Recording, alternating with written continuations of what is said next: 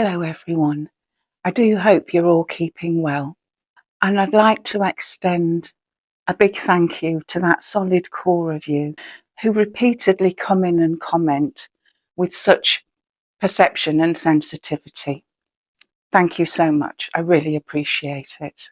And for those of you who've recently started subscribing, a big welcome to my channel. I hope my content keeps you absorbed, but do feel free to make any comments or suggestions for future videos.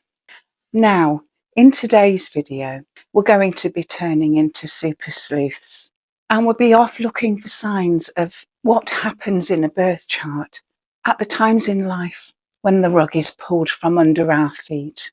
I'm referring to Imran Khan. He was a former Prime Minister of Pakistan. He was a friend of Princess Diana during her lifetime too, and world famous anyway for his cricketing career. Imran has been ousted from government and thrown into jail, but he does receive massive support from the general population. And it looked pretty clear to me that if he hadn't been in jail, he would have won the Pakistan general election, which took place in February. So we are off on a search to have a look at what happens when a life falls apart. But more pressing still, can we find a time when Mr. Khan's fortunes will turn around? Is there any hope between now and the next election? So here we have the birth chart of Mr. Khan. I must point out at this stage that there has been some confusion over the years about exactly what time Imran Khan was born. The current Rodden rating is X, so I am working with the birth data supplied by Mariam Khan.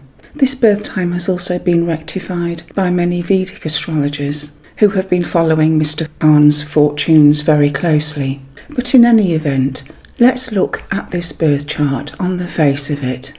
I'll just point out that you can see two charts here. They are actually both for the exact same day and time. The chart on the left shows the Placidus house system, which many of you will be familiar with. The chart on the right shows whole signs, where the ascendant starts at exactly 0 degrees of Sagittarius. Now, as we take a look, we can quickly establish that some of his planets are going to be functioning in more extreme or visible ways during his life. For a start, Mars is bang on the ascendant, and we have a similar position with the Sun on the midheaven. These two planets are very tightly conjunct angles, so we would expect a strong expression in Mr. Khan's life. I'll also point out that Mars is what we call out of bounds. Very loosely speaking, it means it is further south than the rest of the planets in his chart. It has reached extremes in the declinations, and so we would expect a strong manifestation of this in Mr. Khan's life. And this has indeed been the case because, of course, he has achieved world fame through his cricketing career and holds many world records there. And with that Sun at the midheaven, we know that this is somebody who, if they use their full potential, they will reach positions of high public visibility. And these could be very prominent positions. With that Saturn fairly nearby, we know this is a gentleman who will put in the hard work. During his youth, he may have been an old head on young shoulders, but as Mr. Khan has got older, he may have become more relaxed, but never afraid of hard work and responsibility. Now, we have a Sagittarius ascendant, so we know that Jupiter is his chart ruler. And if we look closer, we can see that Jupiter is in a position that we call on the bendings. This means that Jupiter is squaring the north and the south node. In Vedic astrology, these would be called Rahu and Ketu. And any planet that is exactly squaring the nodes is said to be on the bendings. And again, it is a planet that we would expect to function in a slightly more extreme way. So I believe that Mr. Khan is a keen searcher for truth, for justice, for a belief system that works for him. This is because Sagittarius and Jupiter are so important. And that Jupiter is in a very tight aspect with Mercury, an inconjunct aspect. And this again confirms further for me the importance for Imran Khan of a belief system, of a faith of some sort, a searcher for the truth. And I suspect that what we may well see here is an ongoing and relentless quest, searching for truth. And because of the on-off quality of the inconjunct, it is almost as though we are either Jupiter searching, Mercury the facts, but we can never be both at the same time. So Jupiter searches, Mercury would normally act as our filter to remove incoming truths that don't quite feel right, that are too excessive or that don't work for us. Mercury would normally be that filter. In Mr. Khan's case, he cannot use Jupiter and Mercury at the same time. So this would be somebody who is on a relentless search for truth, but needs time away to let Mercury sieve out the irrelevant details afterwards. And so it may seem that Mr. Khan changes his mind a lot. We also have that square between Jupiter and Pluto, showing us the intensity and borderline ruthlessness of this search. Now, we have a lot of Libra placements in this chart, and so we know Venus rules the sign of Libra. We also have a moon in Taurus, and again, Venus rules Taurus. So Venus is the dispositor of quite a lot of planets in this chart, and Venus is in her fall. She also opposes that security-loving moon, and if we were looking at the whole sign chart, that actually places Venus as being in the 12th house, with, of course, its associations with difficulties, with hidden enemies, with self-undoing. I think on balance that we can agree we have a strong chart here. We have somebody who is most likely going to reach a position of prominence. We have a very strong will.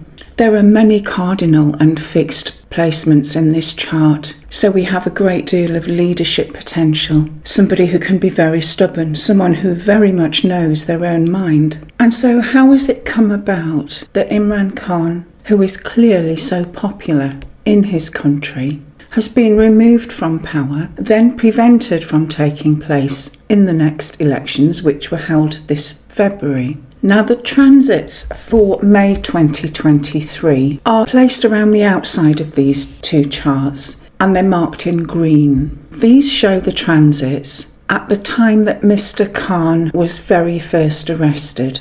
This was back in May of 2023. He was subsequently released, but the next time he was arrested, in August of 2023, he has remained in prison ever since.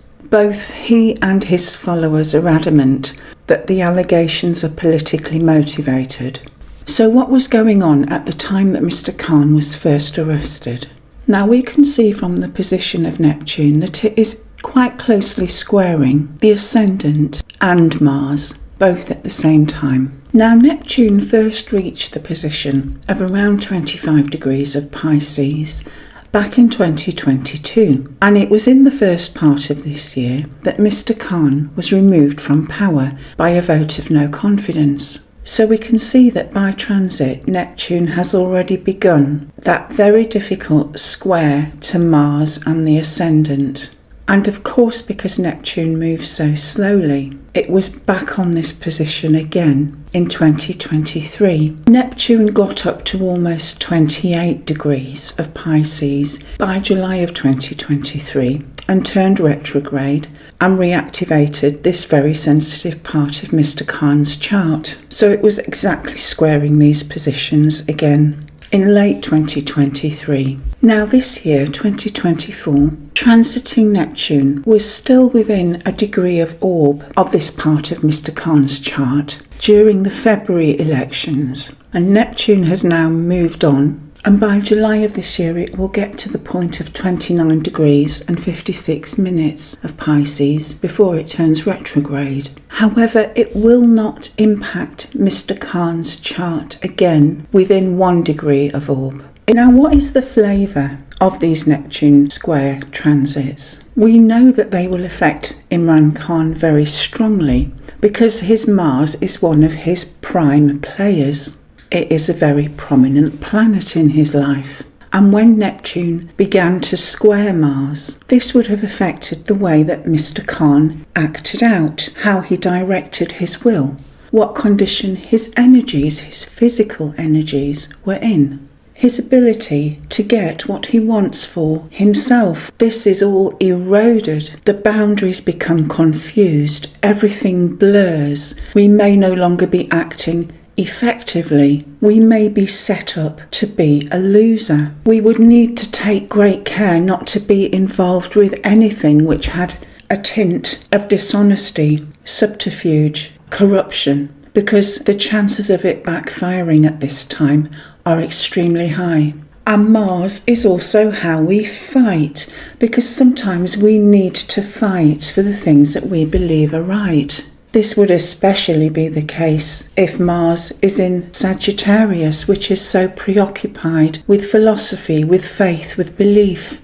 And Neptune would distort and weaken our positions so that we would no longer be an effective soldier. Sometimes with the Neptune-Mars transits, we can find that our physical energy becomes low, but also that every avenue that we turn to in order to continue fighting proves futile. And this is why ultimately we may eventually need to concede defeat and hand our will over to a higher power, the greater good, the God of our understanding, and to simultaneously be experiencing Neptune squaring the ascendant. Shows what a hard time Mr. Khan has been through. This is another transit where our relationships with other people can become very confused. It may be that other people are out to deceive us. It may also be that we deceive ourselves. It's as though misinterpretations, misunderstandings, deception are all rife. And initially it can be quite hard to surrender and lose the things that we are aiming for, the life direction that we have become committed to. Our human ego will try and maintain the course of action that we have committed to, and Neptune will dissolve and remove the things that it touches. In some cases, it may be that people around us have deceived us and behaved very badly. And sometimes we need to acknowledge that we have played a part in this deception by allowing it to unfold.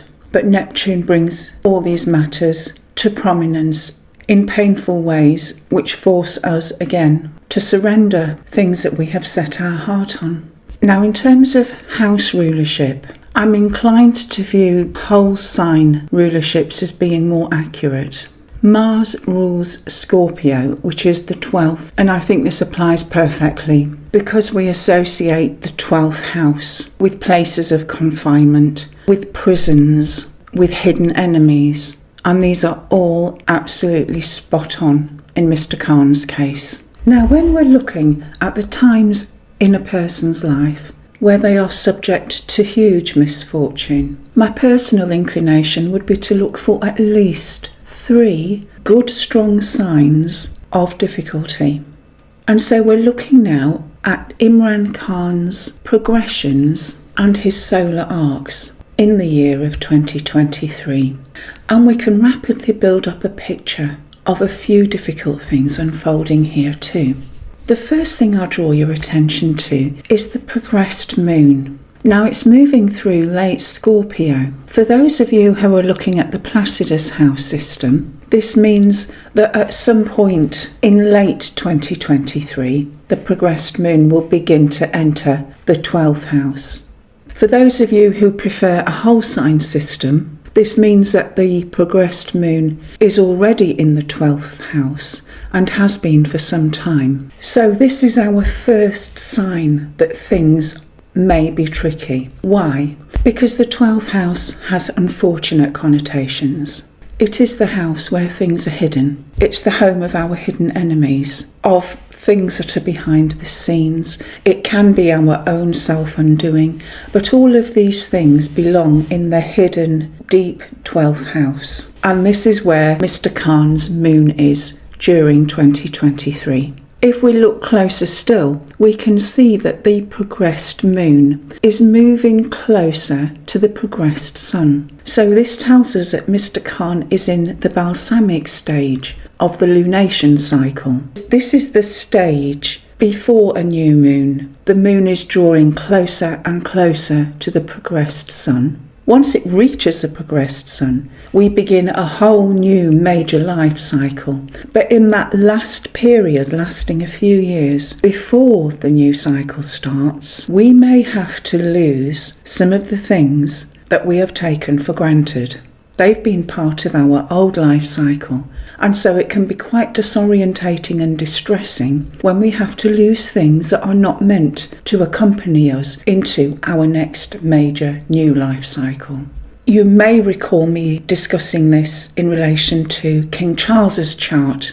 This would have been the part of the lunation cycle that he was in when he was diagnosed with cancer. It would have been the part he was in when his mother died. And Princess Catherine too is in this balsamic stage before the beginning of a major new life cycle. And so things like residence, our state of health, what we do for a living, the courses of action that we have identified with very strongly, our friendships, our goals, they can be taken from us in the last part of a major life cycle. And this is where Imran Khan is now. We can also see a couple of other signs of trouble brewing in the progressions, and one of these is that progressed Chiron draws closer and closer to forming an exact square to that natal sun. We are taught that if there is a natal aspect in the chart, then it's very important when that aspect becomes exact by progression. And so when did Chiron exactly square the sun? Well, this took place in August. This was the time of Mr. Khan's second arrest, and which has brought about his continued incarceration. You may well have noticed that a few other important progressions will become exact in the next few years, and we'll look at those in a minute. But we'll also take a quick look now at some of the solar arc aspects that became exact during 2023. These solar arc directions are a method we use in Western astrology, whereby every planet in the birth chart is moved forward by 1 degree for every 1 year of our life. And this means that the very slow moving outer giants, Neptune and Pluto for example, will move forward 1 degree for every year of our life, even though they're actually very slow moving in the ordinary progressions. And during 2023, Mr. Khan had quite a few solar arc directions, and one of those would have been that his solar arc moon, our very innermost vulnerable self, would have been in aspect with natal Saturn. And so this Moon-Saturn combination speaks of a good deal of loneliness, of unhappiness, a lack of hope. There were a few other solar arc aspects, including Mars to Neptune, and we have already discussed shades of Mars-Neptune when we discussed the transits. But again, this is difficult. We may not be getting our own way. We may not be able to express the needs of our ego to go out and achieve the things we want. Our energy could be low. We could have feelings of futility and hopelessness. Now we're fast forwarding to the current time and having a look at where we are now. Mr. Khan is still in the balsamic stage of his progressed lunation cycle. Although this doesn't stop us achieving things, it isn't essentially a very stable period. And we can see that the progressed moon is still in the Placidus 12th house. And I know that personally, I don't feel the progressed moon moves out into the light until it has crossed the ascendant. So I still interpret this as a position where we don't have our full resources necessarily. The progressed moon is still hidden in the background, in a place of seclusion. We know that transiting Neptune has done its work, and it won't be within a degree of that ascendant anymore. Transiting Saturn is moving through the second half of Pisces, and so it will begin to make a trine aspect to that natal Uranus shortly. and there will also be a sextile to Jupiter. And so I think we can see the beginning of some settlement after the chaos of Neptune. Saturn could well be bringing in some structure to drive forward for positive change, a settling of our position and the formation of a plan to move forward.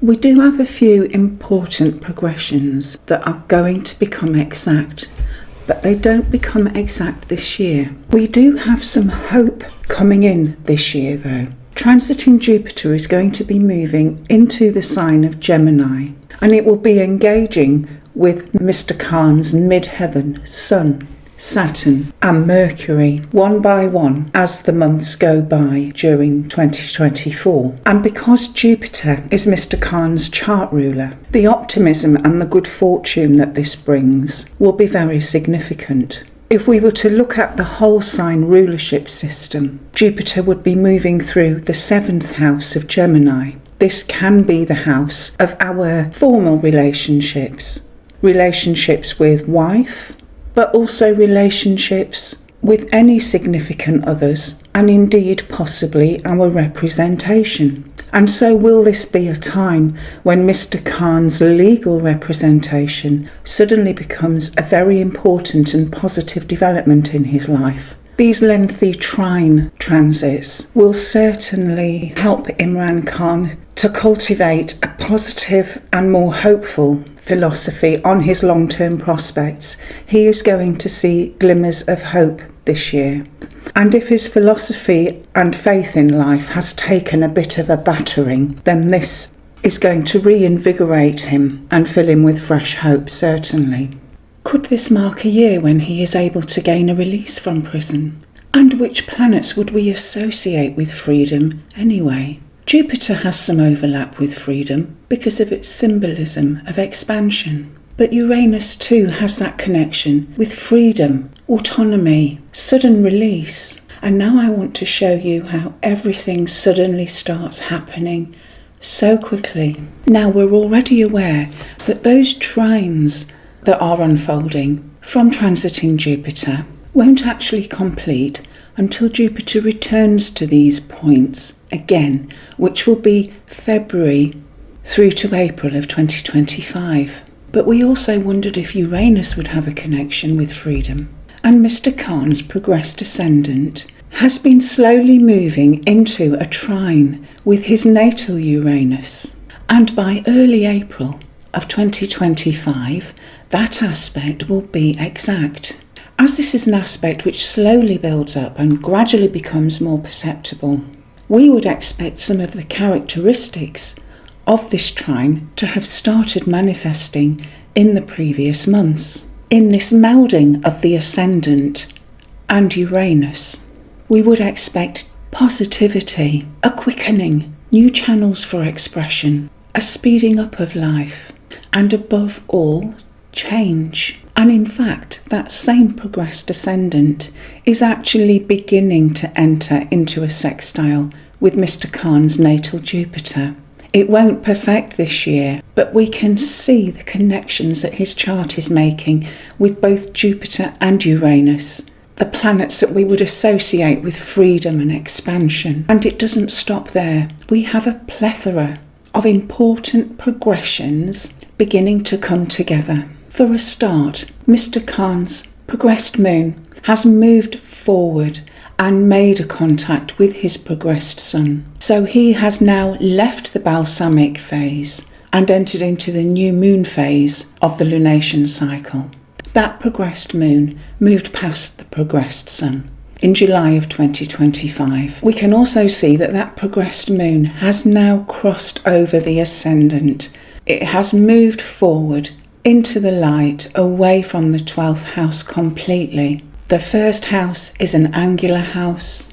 It is all about our independence and our personal actions. And also in August of 2025, that progressed sun is going to conjunct the natal Mars. Again, this has been an aspect that has been building, but the energy, the drive, the dynamism that is available to Mr. Khan now is huge. We can pick up further Mars energy by taking a look at Mr. Khan's natal nodes, the north nodes. These are known as Rahu in Vedic astrology, and I've displayed both the mean node, which is subject to fluctuation, and the true node. Now, astrologers can vary considerably in which one they prefer, but Mars is conjunct to them both. In Western astrology, the North Node can also be viewed as the soul's destiny or its path in this lifetime. And when progressed Mars moves closer and closer to the node, we would see this as an urge to strike out in a direction that is in accord with our own purpose or our destiny. So we would have an increasing sense of urgency and need to take action that will move us in the right direction for our future development. And Mars is also drawing into a square with that natal Jupiter. If we view the North Node as amplifying and making bigger anything which touches it, then it is amplifying this strong Mars energy, and that square to Jupiter is virtually quadrupling the force of Mars. That Mars-Jupiter combination could speak of great courage, big determination to tackle challenges, striking out for justice. And we'll have another look at all this Mars energy in a minute. If we come back to that progressed Sun, it's going to cross the ascendant. This doesn't become exact until February of 2026. But again, we have that slow culmination of the aspect's energy. Once again, we have a key player emerging from the depths of the 12th house, bursting over the ascendant into the full light of the first house. This is an aspect we might often find, for example, when presidents become elected. The progressed Sun is either very close to the progressed ascendant or it is close to the natal ascendant. So the magnitude of all these progressions unfolding for Imran Khan during this period cannot be overstated.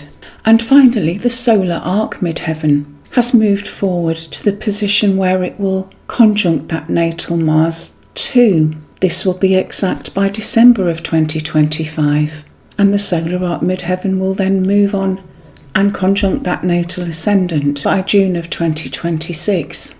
And so if we were looking for 3 strong signs that a dramatic change was going to take place in Imran Khan's fortunes, then our cup runneth over. Times of such intensity in the progressions are rare, and these are all excellent reasons to be optimistic that Mr. Khan will see a turnaround in his prospects from this point on. I also had a look at the transits for this year because we have so many things coming to a head.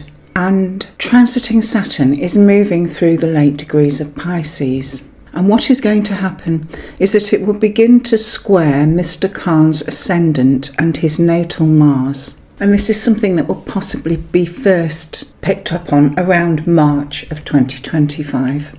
The initial contact will become exact in April of 2025.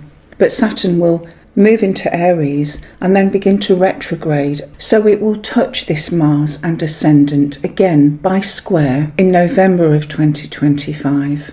In fact, Saturn will go direct at 25 degrees and 9 minutes of Pisces in very late November. Now, what happens when Saturn squares our Mars and our ascendant? We can often feel like we are frustrated or blocked. Our anger, our aggression gets bigger and bigger because we are so frustrated. This is also a testing time in our relationships, and so we may decide to leave some relationships behind us. Saturn puts us through tests that can be very frustrating, very limiting, and there is nothing to do but sit and wait them out. Because we do have so much Mars this year, we do need to take care. As always with difficult Mars contacts or an excessive Mars, we need to be guarding against accidents which are often caused by an excess of anger by acting too quickly. And the potential for violence is there with Mars as well. Because we suddenly have so much happening around the ascendant and natal Mars, I was interested to see what the Sabian symbol for this degree would be. I'm showing you a page from sabiansymbols.com. And because the degree is 25 and something of Sagittarius, we look at the point for 26 Sagittarius, and it really is very apt. A flag bearer in a battle, showing the ability or the necessity to stand up in battle. This could be carrying the flag for your nation, for political reasons, for social or moral beliefs. So this marks a time in Imran Khan's life when he is fighting for his beliefs and having the courage of his own strong convictions. As with everything, there is also that potential for a negative manifestation of this 26 degree energy, and so we need to guard against being overzealous or being set up to be a sacrificial lamb. Now, the next Pakistan elections are expected to take place probably within the first half of 2029. And my question is, if Mr. Khan is in a position to take place in his own name in these elections, what are his chances of success? And so I've drawn up a solar return chart for this period. It is based on the premise that Imran Khan will be resident in Lahore in Pakistan. A solar return chart is when we return the sun to its exact position at birth, in other words, to 11 degrees and 58 minutes of Libra. And we look at what all the planets are doing at that time in 2028. And so we have Mr. Khan's natal chart in the centre, and around the chart in green are the solar return planets. And if we look closely, there are some very promising signs. We have Mercury and Jupiter up there on the midheaven of Korea, of our role in the world. Jupiter is, of course, the greater benefic, and to have it so close to our midheaven is extremely promising. We also have solar Mars nearby our natal Pluto, showing the huge determination and effort that we can apply at this time. And based on this alone, there are a couple of difficulties in this chart too. But on balance, I believe this could well be a successful election for Mr. Khan if he is able to participate. And I am quite happy to look at the situation again as it develops further over the forthcoming years. I hope you enjoyed watching that. I found the astrology in Mr. Khan's chart was simply singing, but we mustn't lose sight of the fact that we were working with a birth time that has been rectified. And because so many of the predictions centred around that ascendant, if the birth time is out by 5 minutes even, it will throw any predictions out by a good year. There was also a period when we had a lot of Mars energy coming from many different contacts. And these mark times when we still need to live our lives, but we need to be sensible and not take too many risks. I have read that there's a certain correlation between being a key Pakistan political figure and the chance of imprisonment or violence. And personally, I wish the very best for Imran Khan and his supporters. Now, I'm keeping an open mind as to my next video. I'd like to do something that's in the larger public interest, but if you have any ideas of your own, do feel free to comment. And until then, do take the very best care of yourself. Thank you and goodbye.